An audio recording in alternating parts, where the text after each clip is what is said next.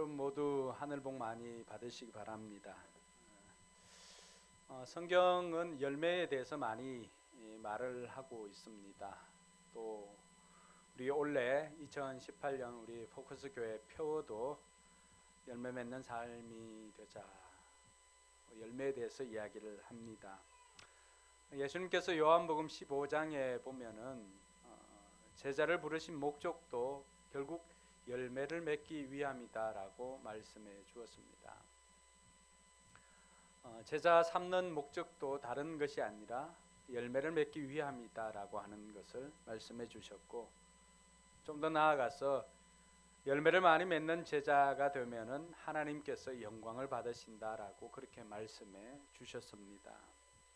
그래서 하나님께서는 얼마나 이 열매에 대해서 말씀하시냐 하면, 열매를 맺지 못하는 가지들은 다 잘라버린다고 그렇게 말씀하십니다.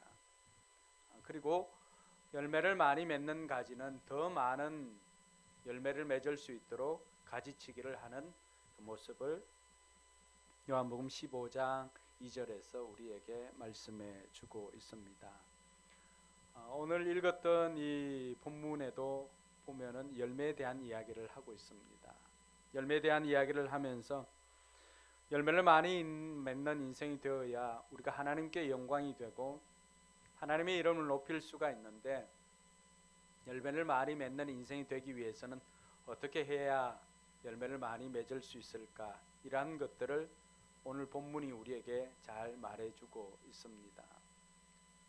오늘 본문에 보면은 1절에 예수님께서 바닷가에 가서 많은 무리들이 나와 있는데 그들을 가르치기로 하였습니다. 근데 좀 이상한 거는 우리가 평소 생각하고 있는 바닷가는 어떤 모습입니까?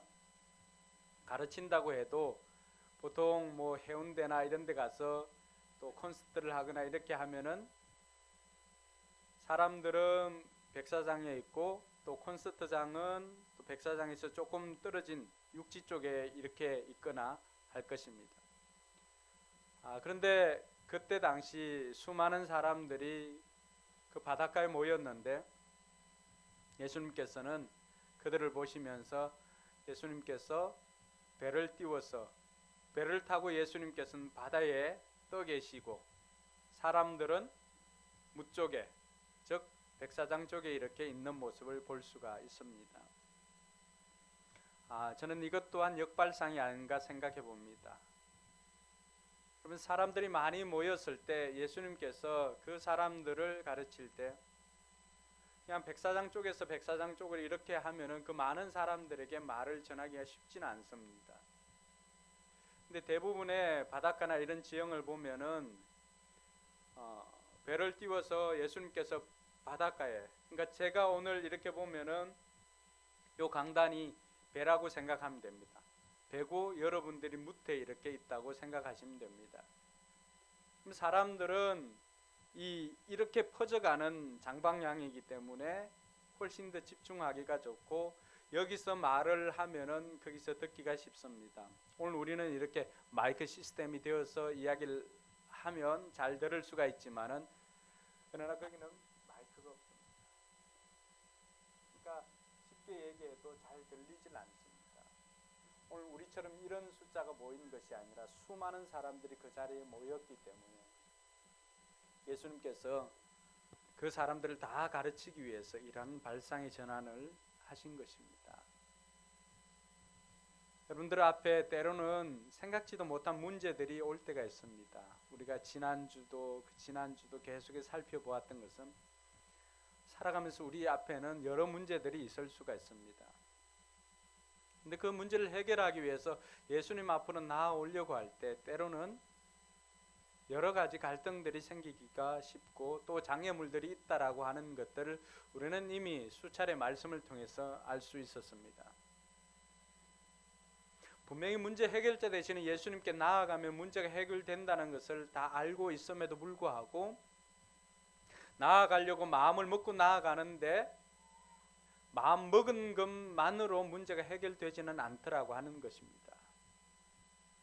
그 장애물을 넘기 위해서는 우리에게 반드시 필요한 것이 있는데 그것이 믿음이다라고 하는 것을 예수님께서 다시 한번 우리에게 말씀해 주고 있습니다. 여러분, 어떤 문제를 가지고 있든지 예수님 앞에 나오면 문제가 해결됨을 믿으시기 바랍니다. 여러분 앞에 어떤 장애물이 놓여 있다 할지라도 그 현상을 보고 놀라지 말고 예수님처럼 지난번 친구를 데리고 와서 지붕을 뜯었던 친구들처럼 때로는 역발상의 전환을 통하여서 하나님을 만나는 은혜가 있기를 주님의 이름으로 축원합니다. 우리 주님께서 모인 무리들에게 비유를 통해서 말씀해 주셨습니다. 그 이유는 주님께서 수수께끼로 이렇게 말씀해 주셨던 이유는 다른 것이 아닙니다. 그 말씀을 듣고 깨닫는 사람이 있어야 되고 뿐만 아니라 그때 당시 사람들은 예수님 안에 예수님 믿는 사람이 있는가 하면 예수님 밖에 사람들이 있었습니다. 그 사람들에게는 그것이 비밀로 되어 있었던 것입니다. 복음의 비밀인 것이죠. 그래서 주님께서는 이것을 비밀로 또 이렇게 비유로 말씀해 주시고 그리고 나중에 제자들이 물었을 때 주님께서는 그 비유에 대해서 자세하게 설명해 주었습니다. 오늘 우리가 읽었던 말씀은 9절까지이지만은 10절부터 20절까지 보면은 예수님께서 제자들에게 이 비유에 대해서 제자들이 질문을 하자 이 비유에 대해서 자세하게 설명을 해줍니다. 제가 이 말씀을 준비하면서 오늘은 내가 설교를 안 해도 되겠네 이런 생각을 했습니다. 왜냐하면 여러분들이 10절부터 20절까지 읽게 되면은 여러분들은 누구 해석을 듣는 거예요? 예수님의 해석을 듣는 겁니다. 그러니까 제가 굳이 설교를 하지 않아도 예수님께서 이 내용이 어떤 내용이라고 하는 것을 다 가르쳐 주었어요. 그런데 굳이 왜 설교를 해야 될까? 보니까 예수님께서는 예수님의 가르침의 방식이 말하고 듣는 거였습니다. 제자들을 데리고 다니면서는 예수님께서는 그들에게 삶으로 가르쳤지만은 그 제자들에게도 말씀하고 제자들이 듣고 이렇게 하였습니다. 오늘 말씀에도 보면 3절에 보니까 뭐라고 되어 있습니까? 3절에 보면은 잘 들어라, 잘 들어라. 우리가 듣는 것이 얼마나 중요한 것임을 예수님께서 말씀해 주시는 것입니다. 그래서 우리의 믿음도 이 장애물을 극복할 수 있는 믿음도 어디에서 난다고 했습니까? 믿음은 들음에서 난다고 했습니다. 듣는데 뭘 들어야 돼요? 뭘 들어야 돼? 우리 팔랑귀들 많죠? 팔랑귀들. 뭘 들으면 될까요? 들음은 그리스도의 말씀을 듣는 것입니다. 그래서 오늘 주님께서 우리에게 말씀하셨던 것을 어떻게 보면 저는 주님께서 이미 이 비유에 대해서는 다 해석을 해 두고 있습니다. 그런데 저는 오늘 여러분들에게 이 말씀을 가지고 우리의 삶에 어떻게 적용하면 될 수 있을까라고 하는 부분들을 한번 생각해 보는 시간을 가졌으면 좋겠습니다. 여러분 다 해석이 되어 있고 그리고 이 말씀은 마가복음에만 나오는 것이 아닙니다. 마태복음에도 나와 있고 누가복음에도 나와 있습니다. 그럼 마태, 마가, 누가라고 하는 제자들이 왜 이 말씀을 동일하게 기록했을까요? 이것은 예수님께서 이 땅에 오셔서 가르치고자 했던 그 하나님 나라에 대해서 매우 중요하게 다루고 있기 때문에 마태, 마가, 누가 이 세 명의 제자들이 모두 동일하게 이 본문을 다루고 있습니다. 예수님께서 다 해석을 해주고 있지만은 이 본문이 그만큼 중요하다라고 하는 것입니다. 어떻게 보면 오늘 우리가 이 말씀을 듣고 나면은 우리 역시도 열매 맺는 삶을 살 수가 있습니다. 그리고 열매 맺는 삶을 살게 되면은 주님께서는 저와 여러분들을 하나님의 제자로 불러줄 것입니다. 할렐루야. 우리가 그 열매가 뭔지를 알아야죠. 열매가. 에베소 6장에 보면은 그 열매에 대해서 설명을 하고 있는데 우리가 이전에는 죄 사람으로 있다가 이제는 뭐가 되었다고 말하고 있습니까? 빛의 자녀가 되었는데 빛의 자녀답게 살아라고 권면하고 있습니다.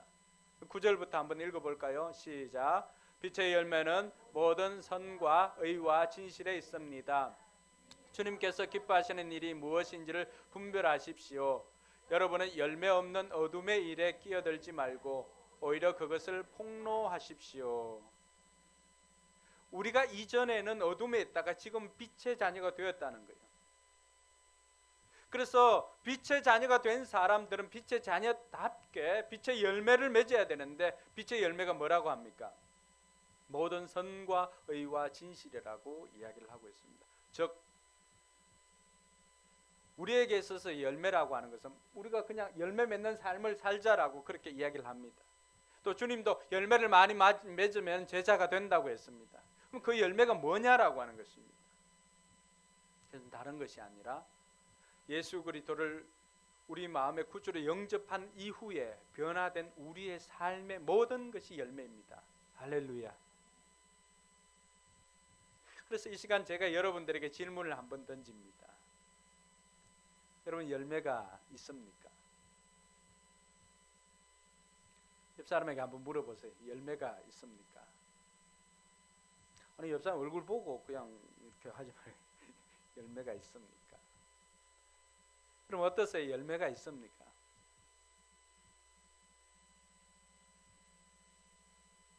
우리가 전도하고자 하는 VIP들이나 우리 주변의 사람들은 우리의 그 열매를 보고 예수님의 존재를 알게 됩니다. 근데 우리에게 열매가 없다면,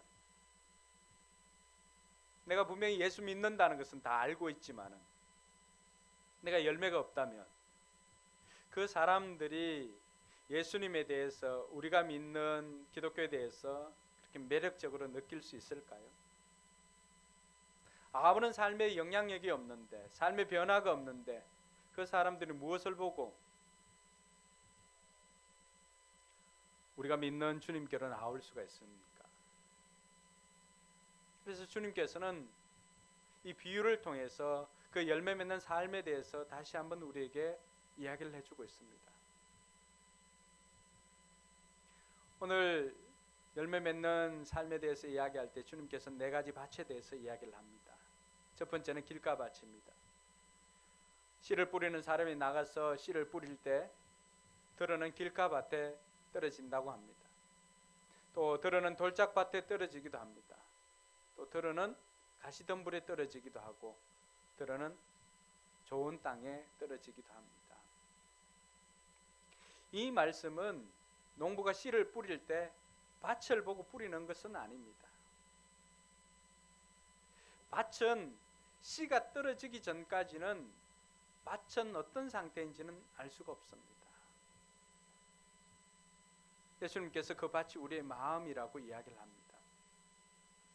그 모습을 보면은 참 좋은 땅 같기도 하고 그렇지만은 막상 씨가, 하나님의 말씀이 우리 마음밭에 떨어졌을 때 그때가 되지 않으면은 밭의 심각성을 모릅니다. 그 밭이 딱딱한 길가밭인지, 그 밭이 돌짝밭인지, 아니면은 그 밭이 염려와 근심 걱정으로 가득 차 있는 가시덤불인지 알 수가 없습니다. 그리고 그 씨가 뿌려졌다 할지라도 열매를 거두기까지는 알 수가 없습니다. 오늘 4가지 종류의 밭이 나오지만은 이 분류를 또 2개로 할 수가 있죠. 하나는 뭐예요? 열매 맺지 못하는 밭과 열매 맺는 밭입니다. 3가지는 제대로 열매를 맺지 못하는 밭입니다. 그러나 좋은 땅은 열매를 맺는 밭입니다. 그럼에도 불구하고 농부가 계속 씨를 뿌리는 이유가 뭘까요? 그게 마태, 마가, 누가가 이 글을 쓴 목적이기도 합니다. 그때 당시 팔레스타인 지방에서 수확을 할 때 10배 같으면 굉장히 풍성한 수확을 한 것입니다. 그런데 이렇게 뿌렸는데, 길가밭, 돌짝밭, 또 가시덤불에 뿌려졌는데, 이 씨가 좋은 땅에 뿌려졌을 때 얼마만큼 거두었습니까? 말씀에 보면 30배, 60배, 100배입니다. 할렐루야. 그간의 모든 수고를 다 덮을 수 있는 엄청난 양의 열매를 거두게 된 것입니다. 저는 목사로서 여러분의 삶에 이런 복이 있기를 주님의 이름으로 축복합니다. 농부가 이렇게 뿌렸을 때 열매가 맺지 않고 이렇게 하였을 때 어떻게 보면 실패한 것 같잖아요.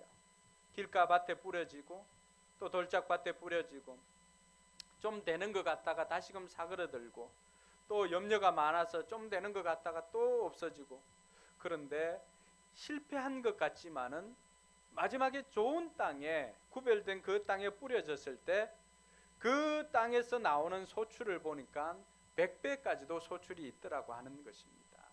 이걸 통해서 저자들이 이야기하고 싶은 것은 하나님 나라는 실패한 것 같지만 실패하지 않음을 이야기하고 있습니다. 여러분들이 하나님 나라를 위해서 VIP들을 섬길 때 그 사람들이 어떤 마음밭을 가지고 있는지 우리는 알 수가 없습니다. 그럼에도 불구하고 시편 기자는 우리에게 뭐라고 말합니까? 울며 씨를 뿌리는 자가 기쁨으로 단을 거둔다고 했습니다.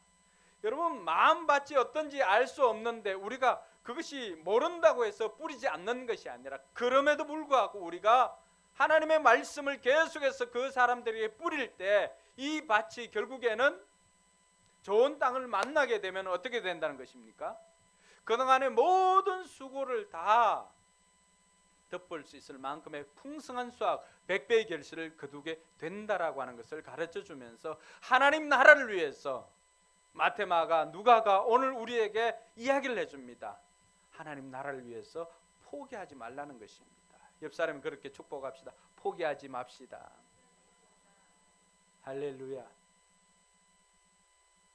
하나님 나라가 이렇게 미미한 것 같지만, 여러분, 우리 포커스 교회도 처음 시작할 때 얼마나 미미했습니까? 싹이 날까 걱정도 하고 염려도 하였지만, 그러나 때가 되니까 하나님께서 거두시게 하시는 것입니다. 할렐루야. 아직 우리의 전성기는 오지 않았습니다. 하나님께서 때가 되면은 30배, 100배 거두게 도와주심을 믿으시기 바랍니다. 주님께서 오늘 이 사실을 우리에게 가르쳐주고 있습니다. 여러분의 인생에도 마찬가지입니다. 때로는 여러분의 토양에, 여러분 마음밭에 여러분이 하는 일들이 길가에 뿌려진 것처럼 소출도 없을 때도 있습니다. 또 돌짝밭, 가시덤불과도 같은 그런 상황에 있을 수도 있습니다.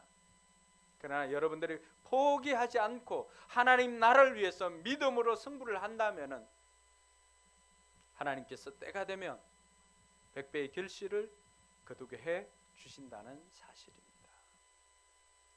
창세기 26장 13절에 보니까 이삭이 농사하는 장면이 나옵니다. 이삭이 농사하여 그 해에 몇 배의 결실을 거두었을까요? 100배입니다. 100배. 이삭이 농사하여 그 해에 100배의 결실을 거두니 마침내 거부가 되었더라. 할렐루야.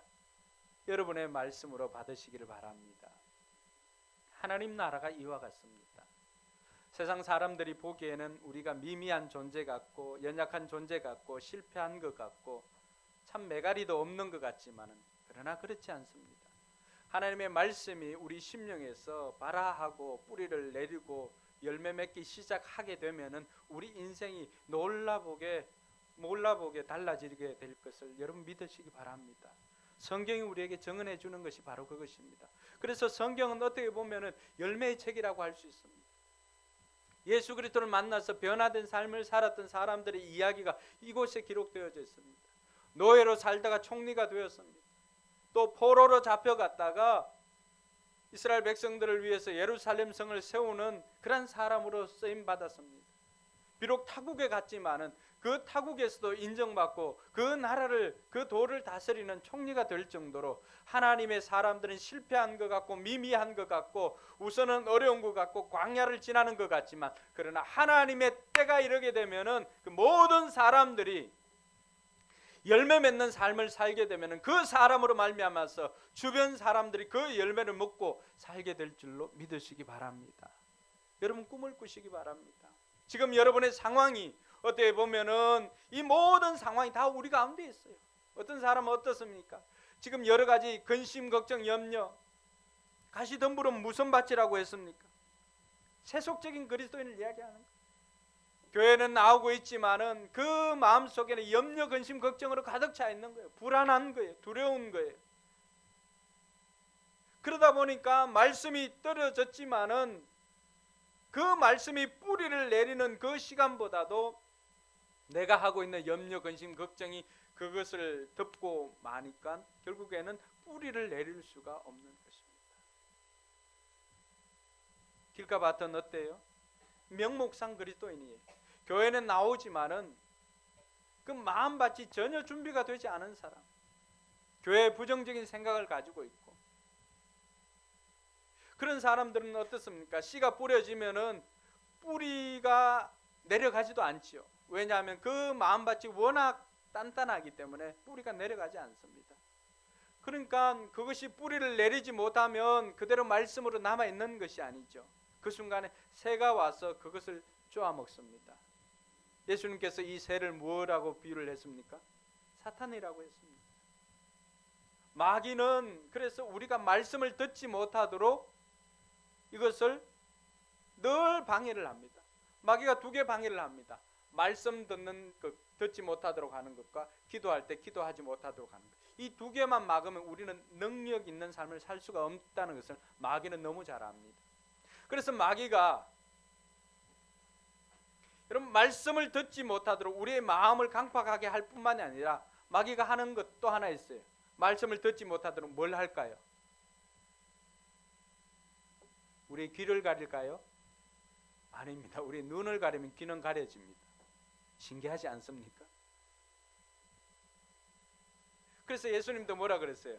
잘 들으라, 잘 들으라, 잘 들어야 됩니다. 오늘 길가밭이나 돌짝밭이나 가시덤불이나 뿌리를 내릴 수가 없는 거예요. 왜냐하면 그 사람들은 말씀을 가지고 고민하지 않습니다.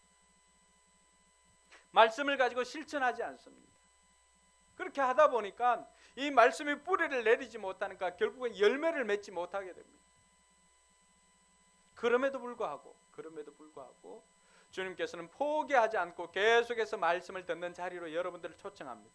왜냐하면 언젠가는 알 수가 없습니다. 어느 때인가는 알 수가 없지만 어떤 말씀 어느 때이든지 누구라도 여러분의 심령이 상한 심령으로 주님 앞에 나와서 그 심령이 부드러운 땅으로 기경되어져서 그 심령 가운데 하나님의 좋은 땅이 되어서 말씀이 뿌려지면은 그간의 모든 것들이 다 상쇄되고도 남을 만한 30배, 60배, 100배의 결실을 거두기 때문입니다. 할렐루야. 사랑하는 성도 여러분, 주님께서 오늘 우리에게 들려주시는 메시지가 있습니다. 하나님 나라는 결코 실패하지 않으니까 너희들이 좋은 땅으로 잘 준비만 되어진다면은 열매 맺는 삶을 통해서 하나님께 영광을 돌리게 될 것임을 말해주고 있습니다. 그래서 우리가 한 가지 여기서 질문을 던져야 합니다. 자, 그러면 어떻게 하면은 열매를 맺을 수가 있습니까? 오늘 말씀에 보면은 예수님께서도 설명을 해주었는데 4장 20절에 보면은 그냥 한 줄로 이렇게 되어 있습니다. 마가복음 4장 20절에는 뭐로 되어 있습니까? 좋은 땅에 뿌려진 것들이나 이런 사람들이다. 그들은 말씀을 듣고 받아들여서 30배, 60배, 100배의 열매를 맺는다. 말씀을 듣고 받아들였어. 자, 그런데 이 말씀을 누가는 좀 더 자세하게 설명을 해주고 있습니다. 누가 직업이 뭡니까? 누가는 의사입니다. 의사다 보니까 누가복음의 기록들이 상대적으로 마태복음이나 마가복음이나 요한복음보다는 상대적으로 양이 많습니다. 그리고 어릴 적 예수님의 어릴 적 기록까지도 다 남겨져 있는 것이 누가입니다. 왜 그래요? 이 의사들이 꼼꼼합니다. 그냥 대충해서는 생명을 살릴 수가 없지 않습니까? 그래서 좀 더 자세하게 기록되어져 있습니다. 여기에 보면은 누가복음 8장 15절에 보면은 같이 한번 읽습니다. 그리고 좋은 땅에 떨어진 것들은 바르고 착한 마음으로 말씀을 듣고서 그것을 굳게 간직하여 견디는 가운데 열매를 맺는 사람들이다 라고 그렇게 말합니다. 그래서 우리가 열매를 맺기 위해서는 여기 보면은 순서대로입니다. 첫 번째는 착한 마음으로 말씀을 듣는 것입니다. 착한 마음으로 말씀을 듣는 것. 착한 마음으로 말씀을 듣는다는 것이 무엇입니까? 어떻게 보면은 우리가 겸손하게 하나님 앞에 나아갈 수가 있어야 할 것입니다. 그래서 데살로니가전서 2장 13절에 보니까 데살로니가 교인들은 바울의 말을 들을 때 그냥 들었다고 말하지 않습니다. 데살로니가전서 2장 13절입니다. 같이 읽습니다. 우리가 하나님께 끊임없이 감사하는 것은 여러분이 우리에게서 하나님의 말씀을 받을 때에 사람의 말로 받아들이지 아니하고 실제 그대로 하나님의 말씀으로 받아들였기 때문입니다. 이 하나님의 말씀은 또한 신도 여러분 가운데 살아 움직이고 있습니다. 아멘. 데살로니가 성도들을 보니까 그 성도들은 설교를 들을 때도 사람의 말로 듣는 것이 아니라 하나님의 말씀으로 그대로 받아들였다는 것입니다. 오늘 이 은혜가 여러분들에게 있기를 바랍니다. 그러니까 제가 하는 것이 아니라 하나님께서 저를 통해서 하나님의 말씀을 여러분들에게 들려주실 때 여러분들은 그것을 하나님의 말씀으로 아멘으로 받는 것입니다. 그래서 우리의 삶이 변화되기 위해서는 먼저 여러분의 마음에 하나님의 말씀을 심어야 합니다. 말씀이 여러분의 심령에 심겨지지 않으면 결코 뿌리를 내릴 수도 없고 열매를 맺을 수도 없습니다. 뿌리지 않는데 어떻게 열매를 맺을 수가 있습니까? 그 어떤 분이 하나님 앞에 늘 기도를 합니다. 하나님, 제가 로또 당첨되기만 하면은 제가 교회도 사고 집도 사고 다 하겠습니다. 계속해서 그렇게 기도하니까 한날은 새벽에 일에 나오니까 하나님이 그 사람에게 하나님의 음성을 들려줍니다. 제발 가서 로또 좀 사라고. 기도는 평소에 계속 하나님, 제가 로또 당첨되기만 하면 이것도 하고 이것도 하고 이것도 하고 이것도 하겠노라. 그래서 하나님 들려주신 메시지가 그겁니다. 로또 사고 그런 기도를 하라. 우리는 어떻습니까? 열매를 기대하지만, 삶의 변화를 기대하지만 하나님의 말씀을 정작 내 마음속에 담지를 않습니다. 씨를 뿌리지 않는데 어떻게 열매를 기대할 수가 있겠습니까? 그래서 먼저 우리는 하나님의 말씀을 겸손하게 하나님의 말씀으로 내 심령 가운데 듣는 것을 가장 기본으로 해야 됩니다. 오늘 하나님께서, 주님께서 우리에게 가르쳐 주시는 방식도 말씀하시고 백성들이 듣는 거예요. 그래서 9절에도 말씀을 뭐라고 말합니까? 귀 있는 자는 들을지어다. 귀 있는 자는 들을지어다. 계속해서 말씀하시는 것은 3절에 내가 이렇게 말하면 너희들은 들으라고 하는 거예요. 잘 들으라, 잘 들으라, 잘 들으라. 듣는 것이 우리의 열매 맺는 삶의 기본입니다. 그래서 하나님의 말씀을 우리가 겸손히 하나님의 말씀을 들을 때 먼저 우리의 삶의 변화가 있을 줄 믿으시기 바랍니다. 둘째로는 누가복음 8장 15절에 보면 그 말씀을 듣고 지키는 것입니다. 우리가 말씀을 듣고서 그것을 굳게 간직하다라고 했는데 이 간직하다는 말이 지키는 것입니다. 말씀을 지킨다는 것이 무엇입니까? 그래서 말씀대로 산다는 것입니다. 많은 사람들이 듣기는 하지만 말씀대로 살지는 않습니다. 자, 이 장면은 어떤 장면이냐 그러면은, 그럼 부엌에 가면은 소금 종지가 있어요. 소금이 있어요. 아니면 간장도 괜찮아요. 소금이 이렇게 있습니다. 그러니까 소금이 부엌에 있다는 것은 말씀이 우리의 심령 가운데 있다는 거죠. 들었으니까 그 말씀이 있습니다. 근데 삶의 변화가 일어나질 않아요. 왜 그럴까요? 자, 소금이 있어요. 소금이 있는데 이 국솥에 소금을 넣지 않으면 어떻게 돼요? 이 국은 여전히 싱거운 채로 있습니다. 소금은 소금대로 있고. 그래서 우리나라 속담에도 뭐가 있어요? 부뚜막에 소금도 넣어야 짜다. 바로 그 말이에요. 말씀이 우리 심령 가운데, 말씀을 듣는다고 해서 내 삶이 변화되는 것이 아닙니다. 그 말씀을 내 삶에 지킨다는 것은 그 말씀대로 살아가는 것입니다. 그 말씀을 실천할 때 그곳에 기적이 일어나고 변화가 일어나는 줄 믿으시기 바랍니다. 그래서 말씀이 그러한가 하여서 우리의 삶에도 그 말씀을 가지고 테스트를 해보아야 합니다. 그래서 어떻게 보면은 여러분의 삶의 현장은 주일날에 와서 말씀을 듣고, 여러분들 삶의 현장에 가면 삶의 현장은 말씀의 실험실입니다. 그것이 그러한가 하여 테스트를 해봐야 됩니다.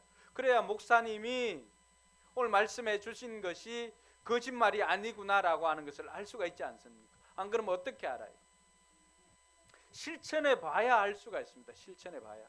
그래서 베레아 사람들은, 베레아 성도들을 보니까 사도행전에 보면 사도행전 17장 11절에 보면은 조금 전에 데살로니가 교인들은 어떤 사람들이었어요?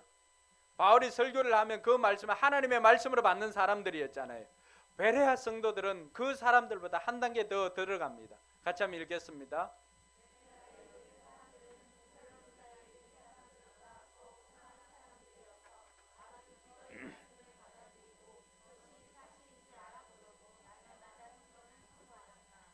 할렐루야. 이 베레아 사람들은 어떻게 했다는 거예요? 데살로니가 사람들은 말씀을 하나님의 말씀으로 들었잖아요.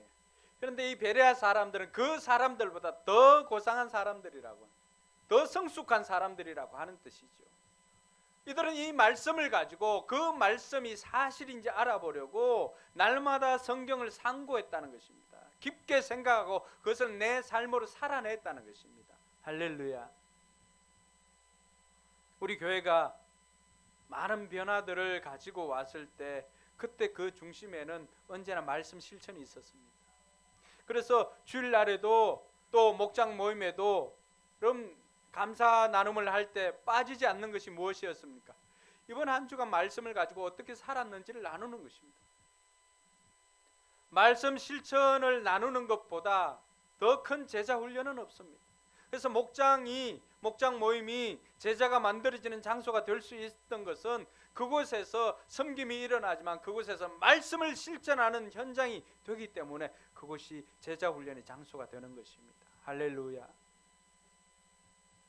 사랑하는 성도 여러분, 말씀을 듣고 그냥 지나친다면 그 말씀은 결코 여러분의 삶에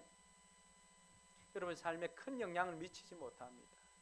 말씀이 들어왔다는 것은 이제 여러분들이 그 힘으로 살 수 있는 겨우 생명만 얻은 것입니다.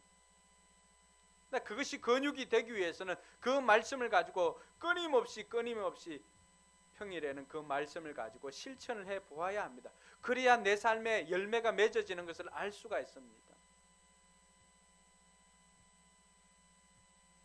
공자가 논에서 말하지 않습니까? 학이 시섭지면 불역여로하라.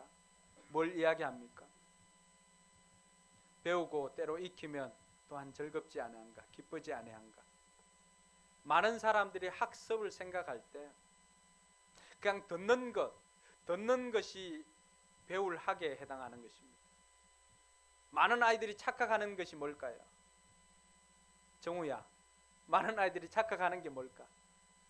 학교에서 수업 듣는 거, 하고 나서 수업 듣는 거, 그것으로 학습을 다 했다고 생각합니다.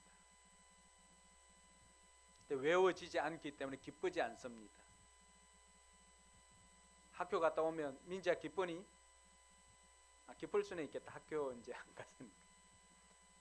근데 진정한 기쁨은 거기에서 나오는 것 아닙니다. 진정한 기쁨은 어디에서 나온다고 이미 수백 년 전, 수천 년 전 사람들 뭐라고 말합니까? 배우고 그것을 익힐 때, 이 익히다는 게 뭐예요? 학을 계속해서 반복하는 게 습 아닙니까? 그 오늘날은 연습장이 있지만 요새는 연습장도 없잖아요. 그 연습장의 기능이 뭐예요? 배운 것을 집에 와서 계속해서 반복해서 습하는 거예요. 그래서 학습이 될 때 비로소 내 삶에 진정한 기쁨이 일어난다는 것입니다. 말씀도 마찬가지입니다. 말씀이 내 삶에 들어온 것은 그냥 들은 거예요. 학이에요. 근데 이것을 가지고 내 삶에 그러한가에서 계속해서 실천하면 그것이 습이 되어서 결국에는 내 삶에 학습이 되어지면은, 내 몸이 체득화되어지면은 우리의 삶에 변화가 생기고 그것을 우리는 또 다른 이름으로 열매라고 부르는 것입니다. 할렐루야.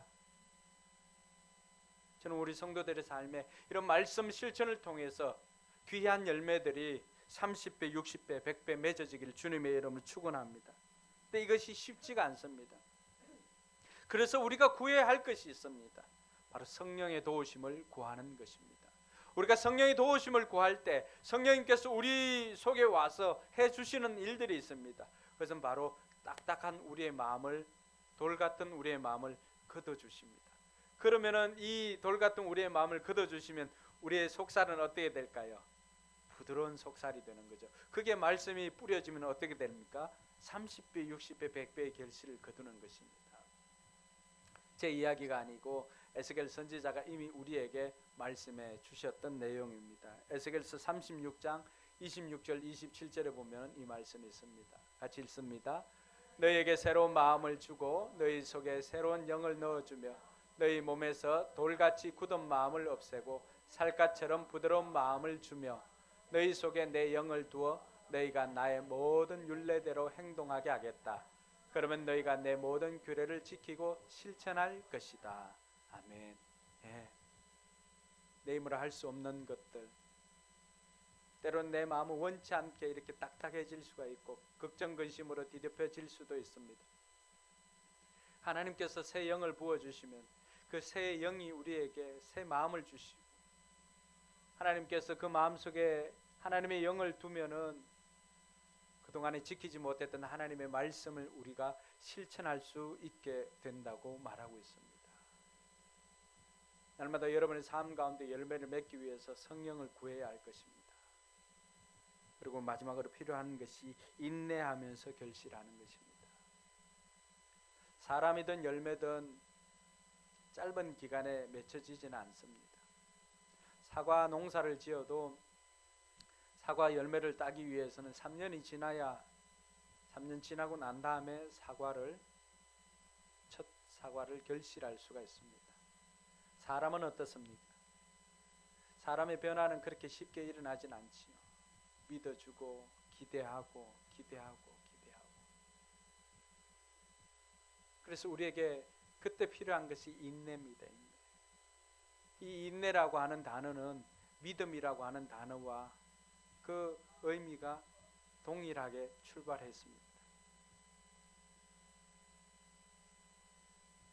버티다, 인내한다라고 하는 것이 바로 믿음입니다. 여러분 결실할 때까지 인내할 수 있기를 바랍니다. 여러분 농부는 씨를 뿌리고 난 다음에 바로 수확을 기대하지 않습니다. 그때까지는 오랜 시간 인내하면서 기다립니다. 그때 농부의 마음속에 있는 것이 있습니다. 뭘까요? 하나님께서 올해도 풍성한 소출을 거두게 해 주실 것이야 라고 하는 기대와 믿음입니다. 여러분들 마음속에 이 기대와 믿음이 있기를 소망합니다. 그렇게 할 때 비로소 우리는 결실할 수가 있는 것입니다. 우리가 기독교 학교를 시작하고자 하는 것도 오랜 인내가 필요합니다. 여러분 사람만큼 오랜 시간이 걸리는 것 없지요. 왜 여러분 생체 실험을 할 때나 이렇게 할 때 휜지나 아니면은 애들을 사용할까요? 그 애들을 표본으로 해서 사용하고 난 다음에 사람 몸에 이렇게 하지 않습니까? 그 이유는 그 애들은 주기가 짧다는 거예요. 사람은 어떻습니까? 사람은 70년, 80년, 90년 아닙니까? 이것이 몸에 들어가서 제대로 반응을 하고 이렇게 하는 것을 그 당대에만 보는 것 아니죠. 그 후대에도 다 이렇게 보니까 그만큼 유전적인 것들이나 이런 것들을 실험하기가 쉽지 않습니다. 실험만 그런 것이 아니라 한 사람이 변화되어서 구원받고 제자가 되어가는 과정도 결코 만만치는 않습니다. 그러나 그렇다고 포기해야 할 것이 아니라 오늘도 저와 여러분들이 믿고 기대하면서 인내함을 가지고 결실하는 자리에까지 나아갈 수 있기를 바랍니다. 포기하지 않으면 하나님께서 때가 되면 여러분들 놀랍게 거둘 수 있도록 인도해 주실 것입니다. 우리 교회도 포기하지 않고 우리 다음 세대를 위해서 이 아이들이 성경적인 가치관을 가지고 바르게 자랄 수 있도록 우리가 계속해서 이 아이들 계속해서 하나님의 씨를 뿌린다면은 때가 되면은 그 가운데 이 시대를 짊어지고 가는 정치, 경제, 사회, 문화, 또 스포츠 모든 영역에서 지도자로 세워질 날이 있게 될 것입니다. 문학인은 우리 교회를 통해서 유엔 사무총장이 나오게 되길 주님의 이름으로 축복합니다. 또 세계적인 석학이 나오게 되기를 주님의 이름으로 축복합니다. 또 여러분들 자녀 가운데는 세계적인 경제적인 리더가 나오게 되길 주님의 이름으로 축복합니다. 여러분들이 꿈꾸기만 하면, 그리고 하나님의 말씀을 마음속에 받고 그 말씀을 실천하며 살아갈 때 하나님께서는 여러분들을 통해서 결국 그 일들을 행하게 될 것입니다. 믿음을 가지고 많은 열매를 맺어서 하나님께 영광 돌리는 저와 여러분들이 되길 주님의 이름으로 축원합니다. 기도하겠습니다.